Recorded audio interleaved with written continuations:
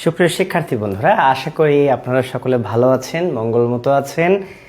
আজকে আপনাদের সাথে আলোচনা করব আমি কাশ্মীর সমস্যা নিয়ে। আপনারা জানেন সাম্প্রতিক সময়ে কাশ্মীর সমস্যা মাথাচাড়া দিয়ে উঠেছে, কিন্তু এটা কিন্তু নতুন সমস্যা নয়। তার কারণ সুপ্রিয় শিক্ষার্থী বন্ধুরা, প্রায় 70 দশক ধরে, প্রায় 70 দশকের বেশি সময় ধরে বলা চলে এ সমস্যা বিরাজমান। কেন কাশ্মীর সমস্যা, কি জন্য কাশ্মীর সমস্যা, সেটি আমরা আজকের এই ক্লাস দ্বারা বের করব। তবে তার আগে একটি কথা বলে নিই, আমি কিন্তু কাশ্মীরের একটি মানচিত্র দাগিয়ে রেখেছি। তো কাশ্মীরের এই মানচিত্রকে আমরা 3টি ভাগে ভাগ করে নিতে পারি। 1 নম্বর ভাগ এই অংশটা, অর্থাৎ এই অংশটা। 2 নম্বর ভাগ ধরলাম এই অংশটা, এবং 3 নম্বর ভাগ এই অংশটি। তাহলে কাশ্মীর একটি ভূমি, কিন্তু সে একটি ভূমিকে কিন্তু আমরা 3টি ভাগে ভাগ করেছি, 1, 2 এবং 3। কিন্তু কেন, কিভাবে ভাগটা হয়েছে সেটা আমরা ক্লাস দ্বারা বের করব। তবে কাশ্মীরের কোথায় কাশ্মীরের অবস্থান সেটা আগে একটু আমরা জানি। কাশ্মীর মূলত ভারতের উত্তর অংশে, অর্থাৎ হিমালয় পর্বতের সংলগ্ন একটি পার্বত্য অঞ্চল কিন্তু কাশ্মীর। সুপ্রিয় শিক্ষার্থী বন্ধুরা, এই কাশ্মীরকে কিন্তু পৃথিবীর ভূস্বর্গ বলে আখ্যায়িত করা হয়ে থাকে। এত সুন্দর কাশ্মীর, শীতকালে বরফ আচ্ছাদিত, গ্রীষ্মকালে নানান সুরভিত ফুলে কিন্তু বিকশিত থাকে কাশ্মীর। অর্থাৎ পর্যটকদের কিন্তু একটি লীলাভূমি বলা চলে কাশ্মীরকে। সেজন্য বলেছি কাশ্মীর একটি ভূস্বর্গ। 5ম খ্রিস্টাব্দ পর্যন্ত, অর্থাৎ পঞ্চম বলতে 500 খ্রিস্টাব্দ পর্যন্ত, এটা তো 2025 খ্রিস্টাব্দ, 500 খ্রিস্টাব্দ পর্যন্ত এই সমগ্র যে কাশ্মীর ভূমি, এ ভূমিতে বসবাস করত হিন্দু সম্প্রদায়ের মানুষেরা।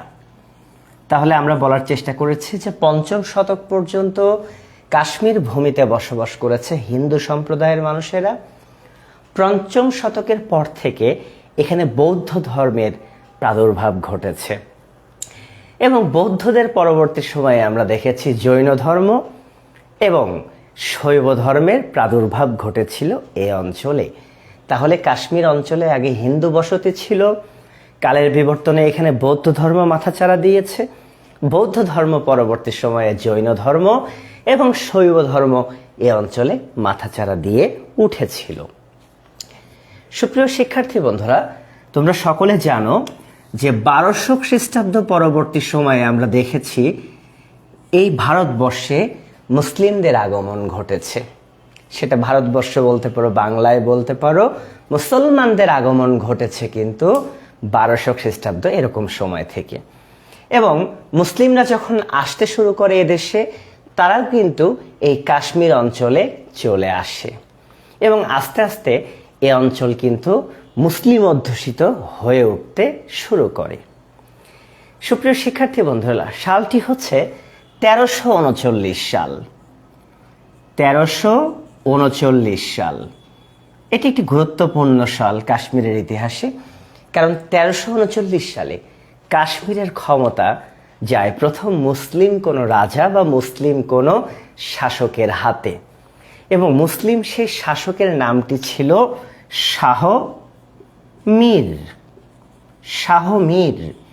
তাহলে কাশ্মীরের প্রথম কোনো মুসলিম শাসক তিনি হচ্ছেন শাহ মীর। তাহলে আমরা বলতে পারি কাশ্মীর মুসলিম শাসনের আওতায় এসেছে 1339 খ্রিস্টাব্দে, এবং কাশ্মীরে প্রথম মুসলিম শাসন কায়েম করেছেন, তার নাম আমরা বলেছি শাহ মীর। সুপ্রিয় শিক্ষার্থী বন্ধুরা, এখন আমরা যে জায়গাতে চলে যেতে চাই, যে এই যে কাশ্মীরে মুসলিম শাসন কায়েম হলো, এমনকি ভারতবর্ষের মুঘল যে সাম্রাজ্য প্রতিষ্ঠা হয়েছিল, সেই মুঘল সম্রাটেরাও কিন্তু এই কাশ্মীরকে কি করেছে, শাসন করেছে। আরেকটি সালে চলে যেতে চাই, সালটি হচ্ছে 1819 সাল। 1819 সালে একটি ঘটনা ঘটে যায়। সে ঘটনাটি হচ্ছে শিখ সম্প্রদায়ের একজন রঞ্জিত সিং, রঞ্জিত সিং, শিখ সম্প্রদায়ভুক্ত রঞ্জিত সিং, তিনি কি করেন? তিনি আক্রমণ করেন কাশ্মীর এবং মুসলিমদের পরাজিত করে রঞ্জিত সিং হন কাশ্মীরের রাজা এবং এই কাশ্মীরে শিখ শাসন প্রতিষ্ঠা লাভ করে। তাহলে লক্ষ্য করে দেখা যায় 1339 থেকে 1819, প্রায় 500 বছরের মতো সময় কাশ্মীরে কিন্তু মুসলিম শাসন ছিল। আর এই মুসলিম শাসনের অবসান ঘটান রঞ্জিত সিং। আমরা সালটা বলেছি কিন্তু 1819 সাল। তাহলে 1819 সালে রঞ্জিত সিং এর হাত ধরে শিখ সম্প্রদায় কাশ্মীরের ক্ষমতায় আসে। শিখ সম্প্রদায় কাশ্মীরের ক্ষমতায় আসলেও কাশ্মীরের কাশ্মীরের যে এলাকাটা, টোটাল যে কাশ্মীর অঞ্চলটা, এখানে কিন্তু সংখ্যাগরিষ্ঠ মুসলমানেরাই বসবাস করতেন। আরেকটি সালে আমরা চলে যেতে চাই। এবার সালটি হচ্ছে, উপরে যদি লেখার চেষ্টা করি, 1846 সাল। সুপ্রিয় শিক্ষার্থী বন্ধুরা, 1846 সালে ইংরেজরা এই কাশ্মীর আক্রমণ করে এবং ইংরেজদের হাতে পরাজিত হন কিন্তু শিখ সম্প্রদায়ের রাজারা। তাহলে আমরা লক্ষ্য করলাম যে কাশ্মীরে প্রাচীনকালে হিন্দু, বৌদ্ধ, জৈন এবং আমরা বলেছি শৈব ধর্মের মানুষেরা বসবাস করলেও 1200 খ্রিস্টাব্দের পরে মুসলমানেরা আসেন। মুসলমানেরা এই অঞ্চলে সংখ্যাগরিষ্ঠ হয়ে ওঠেন এবং 1339 সালে আমরা দেখেছি শাহ মীরের হাত ধরে মুসলিমরা কাশ্মীরের ক্ষমতায় আসেন। সেই ধারাবাহিকতায় মুঘলেরাও কাশ্মীর শাসন করেছেন। প্রায় 500 বছরের মতো সময় কাশ্মীর মুসলিম শাসনের অধীনে ছিল। কিন্তু দেখেছো তোমরা, রঞ্জিত সিং 1819 সালে শিখ সম্প্রদায়ের তিনি কাশ্মীর আক্রমণ করে মুসলিমদের পরাজিত করে তিনি কাশ্মীর রাজা হন এবং বেশ কয়েক বছর শিখ সম্প্রদায়ের শাসন ছিল কাশ্মীরে। কিন্তু 1846 সালে আমরা দেখেছি ইংরেজদের আক্রমণে শিখ সম্প্রদায় পরাজিত হয়। কিন্তু ইংরেজরা একটা অর্থের বিনিময়ে এবং কি বলবো যে কিছু সুযোগ সুবিধার বিনিময়ে ইংরেজরা কিন্তু কাশ্মীর নিজে শাসন না করে, আমরা দেখতে পাই সুপ্রিয় শিক্ষার্থী বন্ধুরা, গুলাব সিং তিনিও শিখ সম্প্রদায়ের, তার কাছে কিন্তু এই অঞ্চলটা দিয়ে দেয়। তাহলে ইংরেজরা জয় করে কাশ্মীর, ঠিক আছে, কিন্তু তারা নিজেরা শাসন না করে একটা মোটা অর্থের বিনিময়ে তারা গুলাব সিং এর কাছে কি করে দেয়? এই অঞ্চলটা দিয়ে দেয় এবং গুলাব সিং হয়ে ওঠেন এই অঞ্চলের রাজা। তিনিও শিখ সম্প্রদায়ের। তবে আমরা বলতে পারি যে গুলাব সিং কিন্তু নামে মাত্র একজন রাজা। তার কারণ কর্তৃত্ব কিন্তু কাদের ছিল? কর্তৃত্ব ইংরেজদেরই ছিল। আবারও বলছি, যতই শিখ সম্প্রদায়ের মানুষরা শাসন করুক না কেন, অঞ্চল কিন্তু মুসলিম অধ্যুষিত। এখানে ইসলাম ধর্মাবলম্বী মানুষেরা বেশি বসবাস করেন। 1947 সাল, তোমরা সবাই জানো এই সালে দেশ ভাগ হয়েছিল। দেশ ভাগ বলতে বোঝাচ্ছে ভারত ভেঙে যায়।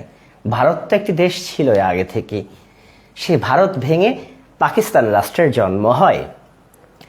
তো ব্রিটিশরা ভারতের রাজ্যগুলোকে একটি সুযোগ দিয়েছিল যে তোমরা চাইলে ভারতের সাথে থাকতে পারো, তোমরা চাইলে পাকিস্তানের সাথে চলে যেতে পারো, বা তোমরা চাইলে স্বাধীন দেশ হিসেবে প্রতিষ্ঠা লাভ করতে পারো, তোমাদের ইচ্ছা। তাহলে ব্রিটিশরা সুযোগ দেয় ভারতের রাজ্যগুলোকে যে চাইলে কি করো, ভারতের সাথে থেকে যেতে পারো, বা চাইলে পাকিস্তানের সাথে যেতে পারো, বা চাইলে স্বাধীন দেশ হিসেবে আত্মপ্রকাশ করতে পারো। তো আমরা লক্ষ্য করি যে 1947 সালে এই কাশ্মীরের রাজা যিনি ছিলেন, ওনার নামটা হচ্ছে হরি সিং। এই গুলাব সিং এরই বংশধর, কালের বিবর্তমানে হরি সিং তিনি খুব দুশ্চিন্তার মধ্যে পড়ে যান। তিনি কি করবেন? তিনি ভারতে যাবেন? কাশ্মীরকে কি তিনি ভারতের সাথে যুক্ত করবেন, না কাশ্মীরকে তিনি পাকিস্তানের সাথে যুক্ত করবেন, না কাশ্মীর স্বাধীন দেশ হিসেবেই থাকবে? খুব দুশ্চিন্তায় পড়ে যায় এই হরি সিং। এখন তোমরা বলতে পারো যে কেন তিনি এত দুশ্চিন্তার মধ্যে পড়ে গেলেন। তার দুশ্চিন্তার মূল কারণটা ছিল হরি সিং নিজে হিন্দু সম্প্রদায়ের মানুষ, কিন্তু কাশ্মীর তো মুসলিম অধ্যুষিত অঞ্চল। হরি সিং কোনোভাবে মনে প্রাণে চাচ্ছে না যে তিনি কাশ্মীরকে পাকিস্তানে যুক্ত করতে। তার কারণ হরি সিং নিজে হিন্দু ধর্মাবলম্বী। আবার হরি সিং কাশ্মীরকে ইন্ডিয়ার সাথে যুক্ত করতে পারছেন না, কারণ দেশের এই অঞ্চলের জনগণ বিরোধিতা করবে, কারণ এই অঞ্চলের জনগণ মুসলিম অধ্যুষিত। না পারছে তাহলে হরি সিং পাকিস্তানে যোগ দিতে, না পারছে ভারতে যোগ দিতে। তখন হরি সিং কি চাইলেন? তিনি চাইলেন কাশ্মীর একটি স্বাধীন দেশ হিসেবে আত্মপ্রকাশ করবে। ফলে আমরা দেখতে পাই ভারত স্বাধীন হলো বা পাকিস্তান স্বাধীন হয়ে গেল, কাশ্মীর তার মতোই থেকে গেল। কিন্তু এই বৃহৎ কাশ্মীরের সাথে তখন কিন্তু কাশ্মীরের কোনো ভাগ নেই। আজকে যেমন আমি ক্লাসের শুরুতে কাশ্মীরকে 3টি ভাগে ভাগ করেছি, তখন কাশ্মীরের কোনো ভাগ ছিল না, কাশ্মীর একটাই অঞ্চল ছিল। তো দেখা গেল এই কাশ্মীরের সাথে কিন্তু কার সীমানা ছিল? পাকিস্তানের সীমানা ছিল। তো সমস্যা কি দাঁড়ালো? তো পাকিস্তানের এই অঞ্চলগুলোতে পশতুন নামে এক আদিবাসী সম্প্রদায় বসবাস করত। তারা একটু এগ্রেসিভ ধরনের ছিল। তো পাকিস্তান রাষ্ট্রের জন্মের পরপরই এই পশতুনরা আমরা দেখতে পেলাম কাশ্মীর আক্রমণ করে বসলো বা কাশ্মীরের মধ্যে অনুপ্রবেশ করে বসলো। তাহলে কাশ্মীরের মধ্যে কারা অনুপ্রবেশ করে বসলো? আমরা বলেছি পশতুনেরা কি করে বসলো? অনুপ্রবেশ করে বসলো। পশতুনেরা কোথাকার? আমি বলেছি তারা কিন্তু, সুপ্রিয় শিক্ষার্থী বন্ধুরা, তারা কিন্তু পাকিস্তানের। তো যখন এই পশতুনেরা কি করলো? পশতুনেরা যখন এই কাশ্মীর আক্রমণ করে বসলো, আক্রমণ করে বসবার পরে হরি সিং কিন্তু বেকায়দায় পড়ে গেলেন যে তিনি কি করবেন, বুঝতে পারছেন না, বা এই পশতুনদেরকে তিনি কিভাবে পরাস্ত করবেন। তখন হরি সিং, এই কাশ্মীরের রাজা হরি সিং, ভারতের শরণাপন্ন হলো। ভারতের প্রধানমন্ত্রী জওহরলাল নেহেরুর কাছে কাশ্মীরের রাজা হরি সিং সহায়তা চাইলেন। কিন্তু আমাদের ভারতের প্রধানমন্ত্রী নেহেরু সাহেব অপারগতা প্রকাশ করলেন। তিনি বললেন যে কাশ্মীরের ইস্যুতে আমি তো নাক গলাতে পারি না, হস্তক্ষেপ করতে পারি না, কারণ কাশ্মীর তো আমার কোনো অংশ নয়। তখন আরো বিপদে পড়ে গেলেন হরি সিং। এবং হরি সিং তখন 47 সালের কথাই বলছি, হরি সিং তখন কাগজে কলমে এই পুরো কাশ্মীরকে ভারতে লিখে দিলেন। তার মানে কাগজে কলমে কাশ্মীরকে পেয়ে গেল কে? ভারত। কারণ কাশ্মীরের যিনি রাজা হরি সিং, তিনি ভারতকে দিয়ে দিলেন। যখনই কাশ্মীর ভারতের অংশ হয়ে উঠল, ঠিক তখনই পশতুনদেরকে দমন করতে আমরা দেখতে পাই ভারতীয় সেনাবাহিনী তারা প্রবেশ করে কোথায়? কাশ্মীরে। এবং এরূপ পরিস্থিতিতে পাকিস্তান সেনাবাহিনীও প্রবেশ করে বসে কোথায়? কাশ্মীরে। এবং 1947 সালে ভারত এবং পাকিস্তানের মধ্যে শুরু হয়ে যায় কাশ্মীর যুদ্ধ। তাহলে নবীন দুটো দেশ, সবে ভারত স্বাধীন হয়েছে, পাকিস্তান স্বাধীন হয়েছে, কিন্তু স্বাধীন হওয়ার পরপরই তারা কাশ্মীর ইস্যুকে কেন্দ্র করে বাঁধিয়ে দিল যুদ্ধ। তাই তো পরীক্ষাতে প্রশ্ন হতে পারে ভারত পাকিস্তানের মধ্যে কাশ্মীর যুদ্ধ প্রথম হয়েছে কত সালে? আমরা বলবো 1947 সালে। এই যে ভয়ঙ্কর যুদ্ধ বেঁধে গেল, আমরা দেখতে পাচ্ছি ভারত এবং পাকিস্তানের মধ্যে, কাকে কেন্দ্র করে? কাশ্মীরকে কেন্দ্র করে। এ সময়ে ভারতের প্রধানমন্ত্রী জওহরলাল নেহেরু একটু বেশি ভালো সাজার চেষ্টা করলেন। জওহরলাল নেহেরু তিনি চলে গেলেন কোথায়? জাতিসংঘে। এবং জাতিসংঘের কাছে গিয়ে ভারতের প্রধানমন্ত্রী কাশ্মীর সমস্যাটা তুলে ধরলেন। জাতিসংঘ তখন দুই দেশের মধ্যে যুদ্ধবিরতি করতে বলল, এবং যুদ্ধবিরতির সাথে সাথে জাতিসংঘ বলে দিল যে যে দেশের সৈন্য যে পর্যন্ত আছে সে পর্যন্ত অবস্থান করুক। অর্থাৎ পাকিস্তানের সেনাবাহিনী যদি যে পর্যন্ত যুদ্ধ করতে করতে অগ্রসর হয়ে আছে তারা সে পর্যন্ত থাকুক, ভারতের সেনাবাহিনী যে পর্যন্ত অগ্রসর হয়েছে তারা সে পর্যন্তই থাকুক। আপাতত যুদ্ধ বন্ধ, আমরা জাতিসংঘ অর্থাৎ ইউনাইটেড নেশন আমরা কি করব, আমরা কাশ্মীরে একটা গণভোট করব।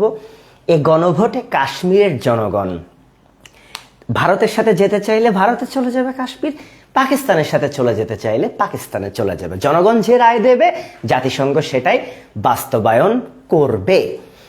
কিন্তু এখানে সমস্যা হচ্ছে সুপ্রিয় শিক্ষার্থী বন্ধুরা, ভারত গণভোটকে মোটেও মাথা পেতে নিতে পারছিল না। ভারতের ভয় ছিল যে কাশ্মীর যেহেতু মুসলিম অধ্যুষিত, ফলে জনগণ অবশ্যই কি চাইবে, পাকিস্তানে চলে যেতে চাইবে। ফলে ভারত কিন্তু গণভোটের পক্ষে ছিল না। এদিকে পাকিস্তানও তার সেনাবাহিনী ফিরিয়ে নিল না, ভারতও কিন্তু তার সেনাবাহিনী ফিরিয়ে নিল না। ফলে আমরা দেখতে পাই 1947 সালের পরপরই এই কাশ্মীর ভূমির, এই যে বৃহৎ কাশ্মীর ভূমি, সে ভূমির প্রায় 37% চলে যায় পাকিস্তানের দখলে। এবং পাকিস্তানের দখলে কাশ্মীরের যে অংশটি চলে যায় সে অংশটিকে বলা হয়, এই যে লিখে রেখেছি আমি, আজাদ কাশ্মীর। তাহলে আজাদ কাশ্মীর, এই কাশ্মীরের 37% ভূমি কার কাছে চলে যায়? পাকিস্তানের কাছে। কারণ জাতিসংঘ গণভোট করতে চেয়েছে, গণভোট হওয়ার পরে কাশ্মীর আসলে কোথায় যাবে ডিসাইড হবে। কিন্তু বন্ধুরা, এটা 2025 সাল, আজ অবধি কিন্তু গণভোট হয়নি, জাতিসংঘ এখনো কিন্তু গণভোট করেনি। তাহলে 37% ভূমি যখন পাকিস্তানের অধীনে চলে যায়, বাকি থাকে কত? বাকি থাকে 63% ভূমি।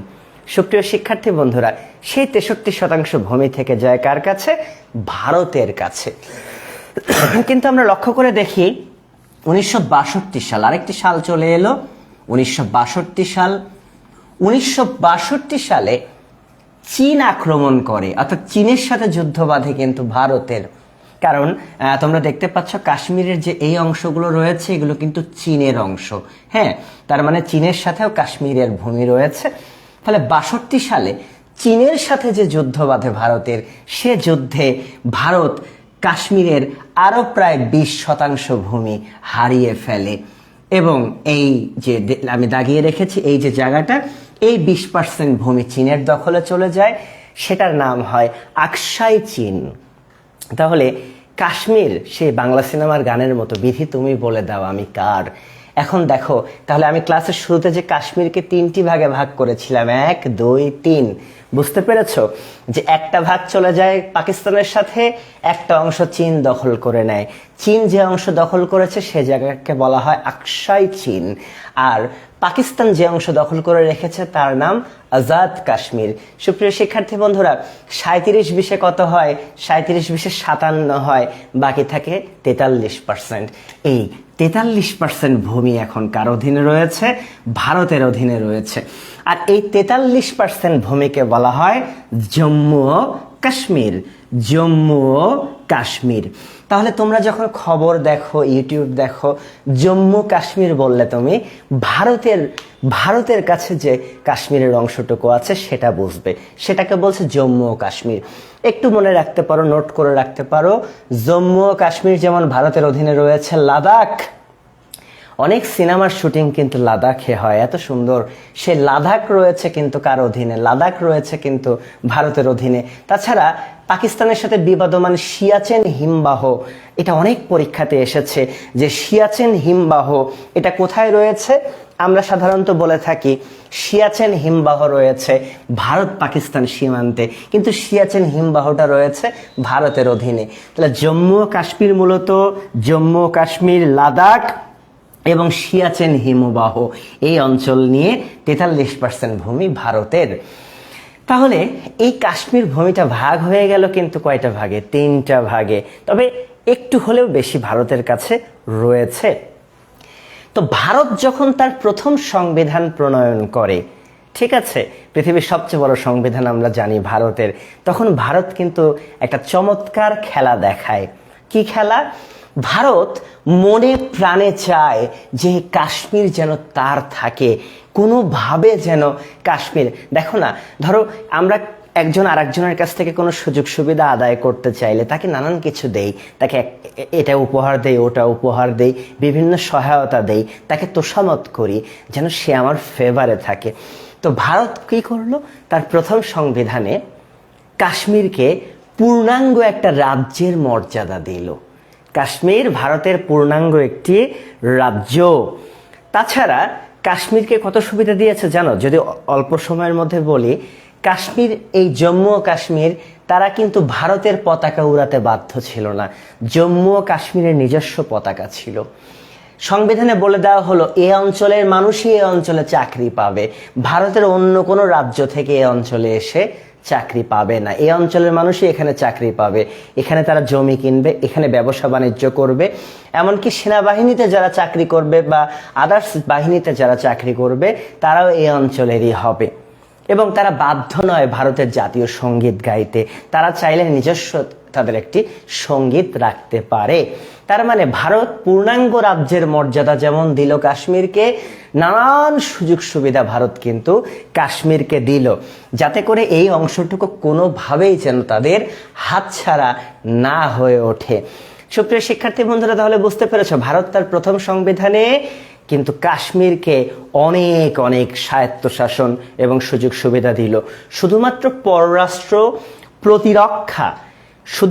পররাষ্ট্র এবং প্রতিরক্ষা এই দুটো সাইড কেন্দ্র সরকারের হাতে থাকলো, বাদবাকি যে কোনো সিদ্ধান্ত এই প্রদেশ নিজেই নিতে পারত। অর্থাৎ ভারতে যে প্রদেশগুলো, টোটাল প্রদেশগুলো রয়েছিল, তার মধ্যে সবচেয়ে বেশি সুযোগ সুবিধা ভারত কোন প্রদেশকে দিয়েছিল?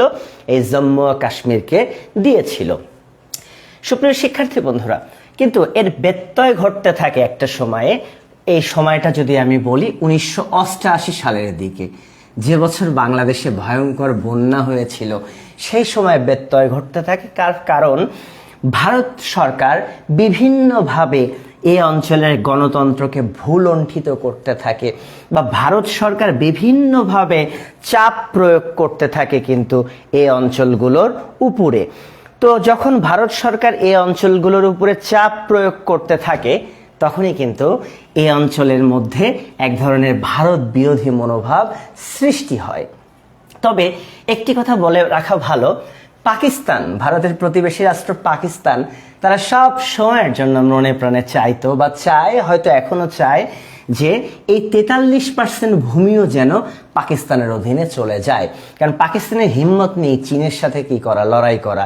ওই 20% নিয়ে পাকিস্তানের কোনো মাথা ব্যথা নেই। কিন্তু ভারতের কাছে যে 43% রয়েছে, পাকিস্তান চায় এই 43% ভূমিও যেন পাকিস্তানের অধীনে চলে যায়। কারণ পাকিস্তানের একটা শক্তপোক্ত দাবি তো আছেই যে এরা তো মুসলিম সংখ্যাগরিষ্ঠ। কিন্তু ভারত তো নারাজ, ভারত তো তারা কি করতে চায় না, এই 43% ভূমি তো কোনোভাবেই ভারত ছাড়বে না। তো দেখা যায় যে অনেক সময় পাকিস্তানের ভিতরে অনেক জঙ্গি সংস্থা, বিশেষ করে লস্করে তৈয়বার মতো কিছু জঙ্গি সংস্থা রয়েছে, তারা বিভিন্ন সময় এই আজাদ কাশ্মীর থেকে বিভিন্ন অতর্কিত হামলা চালিয়েছে জম্মু কাশ্মীরের উপরে। অনেক হানাহানি, প্রাণহানি ঘটেছে, ভারতও পাল্টা আক্রমণ করেছে। এবং আমরা দেখেছি যে ভারত পাকিস্তানের মধ্যে কাশ্মীরকে নিয়ে যেমন 47 সালে প্রথম যুদ্ধ হয়েছিল, আমরা সবাই জানি কাশ্মীরকে কেন্দ্র করে 1965 সালেও কিন্তু ভারত পাকিস্তানের দ্বিতীয় যুদ্ধ হয়েছিল, যার প্রেক্ষাপটে কিন্তু বাঙালি শেখ মুজিবুর রহমান 6 দফা প্রণয়ন করেছিলেন বা আওয়ামী লীগ 6 দফা প্রণয়ন করেছিল।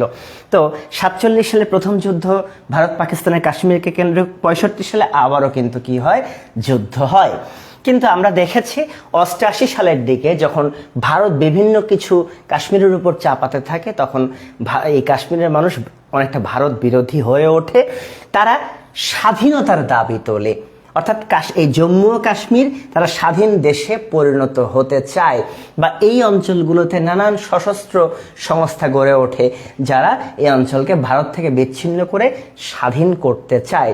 আবার পাকিস্তানও কি করতে চায়, পাকিস্তানও এই অঞ্চলকে দখল করতে চায়। সুপ্রিয় শিক্ষার্থী বন্ধুরা, 1947-এর পরে তাহলে বলেছি 1965 সালে পাক ভারত যুদ্ধ হয়েছে। 1999 সালে আবারও কাশ্মীরকে কেন্দ্র করে ভারত পাকিস্তান যুদ্ধ হয়েছে, যে যুদ্ধটাকে আমরা দুঃখিত, যে যুদ্ধকে কিন্তু আমরা কারগিল যুদ্ধ বলে থাকি। তাহলে ভারত পাকিস্তানের মধ্যে আমরা দেখতে পেয়েছি কাশ্মীরকে কেন্দ্র করে বড় যুদ্ধ 3টি হয়েছে, 47, 65, 99 এবং কারগিল যুদ্ধ। 99 যুদ্ধটাকে বলা হয় কারগিল যুদ্ধ। এছাড়াও ছোট বড় আরো অনেক যুদ্ধ হয়েছে, যেটা আমাদের ধর্তব্য বিষয় নয়। সুপ্রিয় শিক্ষার্থী বন্ধুরা, 2019 সালে আরেকটি ঘটনা ঘটে যায়। সে ঘটনাটি হচ্ছে, আমি যদি একটু বোর্ডটা ক্লিয়ার করার চেষ্টা করি তাহলে লিখতে আমার সুবিধা হবে।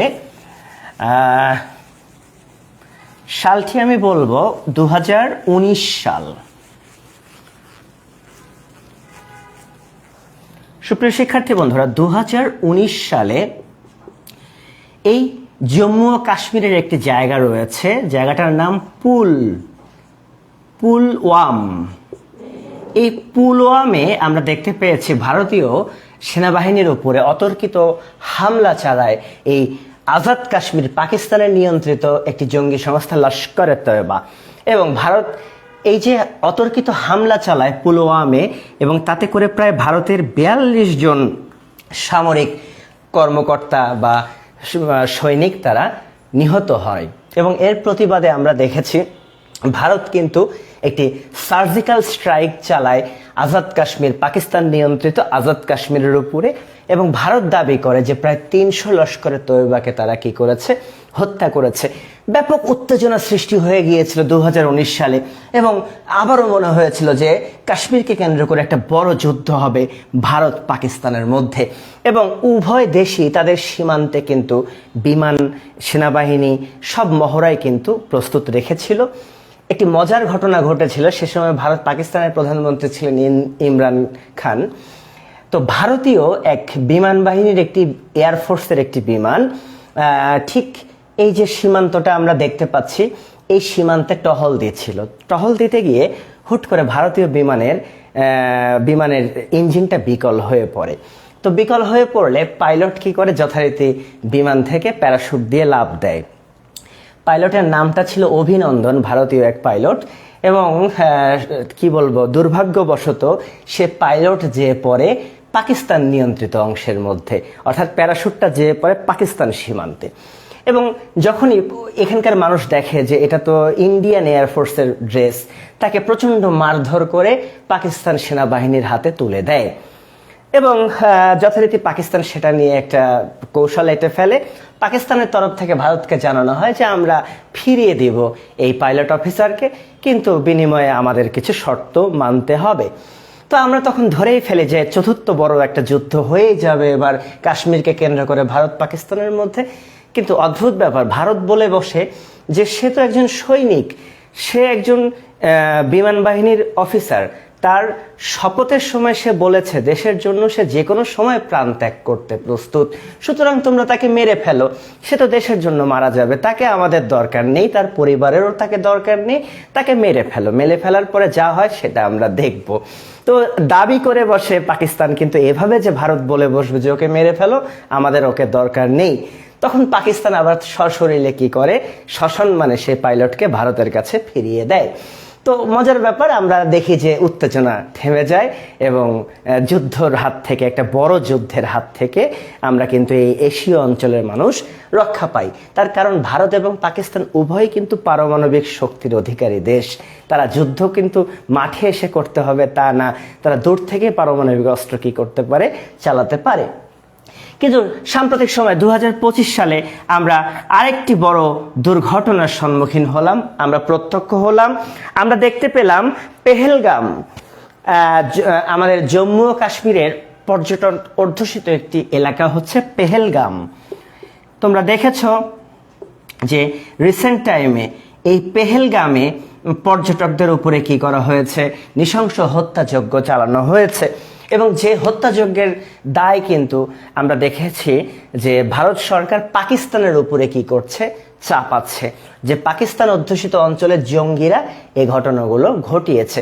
যদিও এ নিয়ে কিন্তু একটি কনফ্লিক্ট সৃষ্টি হয়েছে, আমরা যে আসলে কোন দিকে যাব বুঝে উঠতে পারছি না। বাংলাদেশের অনেক মিডিয়া বা অনেক ফেসবুক ইউজার লেখালেখি করছে যে ভারত নিজেই এই হত্যাকাণ্ড চালিয়েছে, হত্যাকাণ্ড চালিয়ে তারা কি করছে, এটা পাকিস্তানের উপরে দায় চাপাচ্ছে বা একটা যুদ্ধের তারা সুড়সুড়ি দিচ্ছে। কিন্তু আমরা দেখেছি পাকিস্তান অধ্যুষিত অঞ্চলের জঙ্গি সংস্থা তারা কিন্তু এই দায় স্বীকার করেছে যে এই হত্যাযজ্ঞের সাথে তারা কিন্তু জড়িত। তাহলে আসলে কি হয়েছে সাম্প্রতিক সময়ে এটা আমরা এখনো জানি না, কিন্তু আমরা এটা বিশ্বাস করি যে আন্তর্জাতিক মিডিয়াগুলো, আন্তর্জাতিক সংস্থাগুলো আসলে কি হয়েছে কারাই হত্যাযজ্ঞ ঘটিয়েছে এটা বের করবে। তোমরা দেখেছ গত 2-3 দিন আগেও কিন্তু এই পেহেলগামে, জম্মু ও কাশ্মীর অঞ্চলের পেহেলগামে কিন্তু অসংখ্য লাশ পড়েছে, অনেক পর্যটক কিন্তু সেখানে কি হয়েছে, নিহত হয়েছে, যেটা দ্বারা ভারত পাকিস্তানের মধ্যে আবারও উত্তেজনা সৃষ্টি হয়েছে। ভারত দেখেছ সিন্ধুর পানি চুক্তি কি করেছে, সেটা বাতিল করে দিয়েছে, পাকিস্তানের ভিসা বন্ধ করে দিয়েছে এবং ভারতে যে পাকিস্তানিরা ছিল তাদেরকে 48 ঘন্টার মধ্যে দেশ ত্যাগের কিন্তু নির্দেশ দিয়েছে। পক্ষান্তরে পাকিস্তানও বসে নেই, তারাও কিন্তু নিরাপত্তা বৈঠক করছে, জরুরি বৈঠক করছে। আমাদের মনে হচ্ছে যে কোনো মুহূর্তে আবারও ভারত পাকিস্তান যুদ্ধ বেঁধে যেতে পারে। কিন্তু এই যুদ্ধের সমাধান কোথায়, এটার শেষ কোথায়? এটার শেষ হচ্ছে প্রকৃত অর্থে এই কাশ্মীর সমস্যাটা সমাধান হওয়া, যে সমস্যাটা একদিনে সৃষ্টি হয়নি, ডে বাই ডে সৃষ্টি হয়েছে। কিন্তু এর সমস্যার সমাধান আসলে একমাত্র সৃষ্টিকর্তা জানেন। তার কারণ জাতিসংঘ এমন একটি সংস্থা, আমি আগেও বলেছি, বারে বারে জাতিসংঘকে বলি, নপুংসক একটি সংস্থা, যারা কিন্তু কখনোই উদ্যোগ সেভাবে গ্রহণ করে না যে এই সমস্যার সমাধান করার।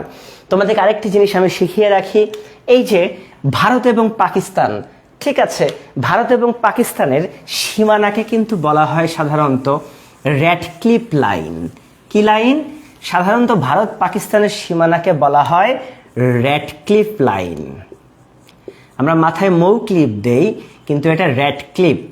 কিন্তু তোমরা মনে রেখো যে ভারত এবং পাকিস্তানের যে কাশ্মীর সীমানাটা রয়েছে, এই যে আমি আবার দাগালাম, এই সীমানাকে বলে লাইন অফ কন্ট্রোল।